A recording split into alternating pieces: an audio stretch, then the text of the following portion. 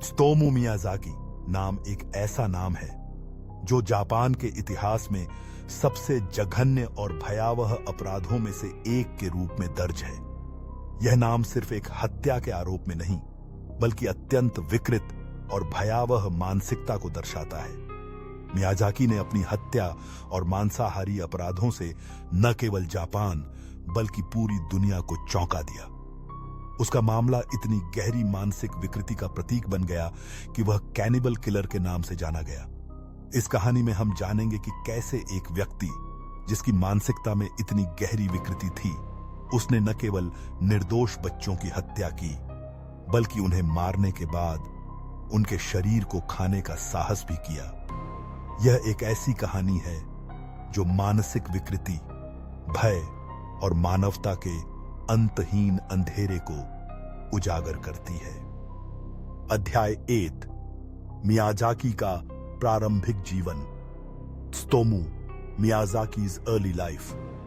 Tsutomu Miyazaki का जन्म 21 अगस्त 1962 को जापान के कागोशिमा शहर में हुआ था। वह एक सामान्य परिवार में पैदा हुआ था, लेकिन उसकी पारिवारिक स्थिति इतनी स्थिर नहीं थी। मियाज़ाकी के पिता एक शिक्षक थे और उसकी मां एक गृहिणी। वह बचपन से ही काफी अंतर्मुखी था और उसकी मां के साथ उसका संबंध भी अच्छा नहीं था। कई मनोवैज्ञानिक अध्ययन बताते हैं कि मियाज़ाकी को बचपन में अत्यधिक मानसिक शोषण का सामना करना पड़ा।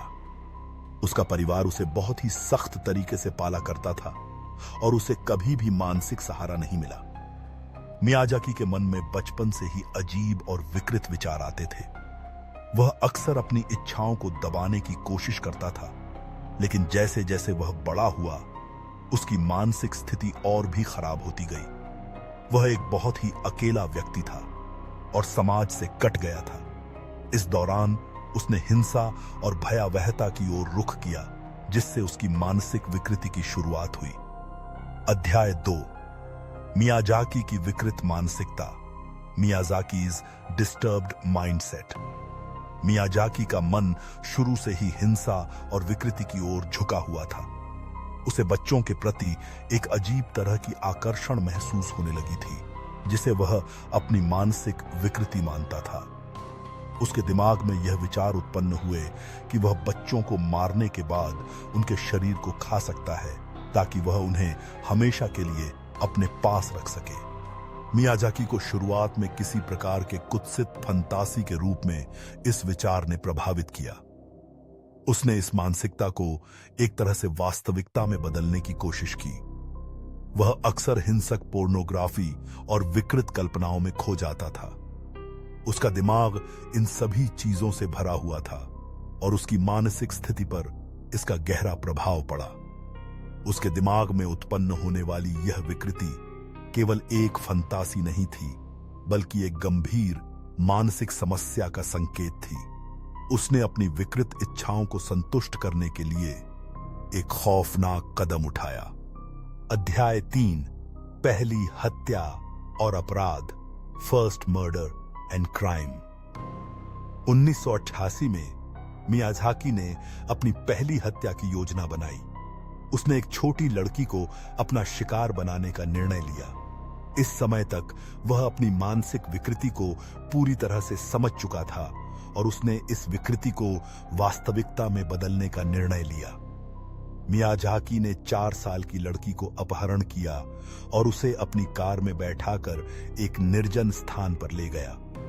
वहां उसने उस लड़की को बेरहमी से मार डाला और उसकी लाश को अपने साथ घर ले आया। मियाज़ाकी ने उस लड़की के शव के साथ एक खौफनाक कृत्य किया। उसने लड़की के शरीर को काटा और कुछ हिस्सों को खाया। इस कृत्य से उसकी मानसिक विकृति ने और भी विकृत रूप ले लिया।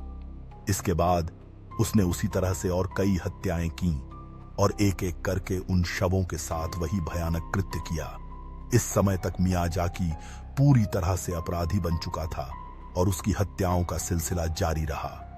उसने बच्चों की हत्या करके उनका मांस खाया और यह अपराध एक खौफनाक मानसिकता की ओर बढ़ता गया। अध्याय 4, मियाज़ाकी की गिरफ्तारी। मियाज़ाकी's अरेस्ट।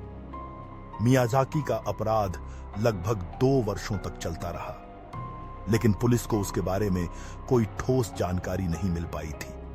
आखिरकार 1979 में उसकी पहली गिरफ्तारी हुई। पुलिस ने मियाजाकी के घर से काफी सारे साक्ष्य बरामद किए, जिनमें मृतक बच्चों के कुछ निजी सामान और शव के कुछ हिस्से शामिल थे। पुलिस ने मियाजाकी से पूछताछ की तो उसने अपनी सारी अपराधों को स्वीकार किया। उसने बताया कि उसने बच्चों को क्यों मारा और उनके शरीर को क्यों खाया। मियाजाकी ने यह भी कहा कि उसे बच्चों के शरीर से एक प्रकार का आंतरिक संतोष मिलता था। मियाजाकी की गिरफ्तारी ने न केवल जापान बल्कि पूरी दुनिया को झकझोर दिया। उसके अपराधों ने यह सिद्ध कर दिया कि मानसिक विकृति किस हद तक किसी व्यक्ति को अपराधी बना सकती है। अध्याय 5, अदालत का मुकदमा और सजा, court trial and sentence. Miyazaki का मुकदमा एक प्रमुख घटना बन गया जो पूरी दुनिया में चर्चित हुआ। अदालत में उसने अपनी सभी हत्याओं को स्वीकार किया और बताया कि उसे यह कृत्य मानसिक संतुष्टि देता था। उसने यह भी कहा कि उसे बच्चों का मांस खाने की आदत लग चुकी थी।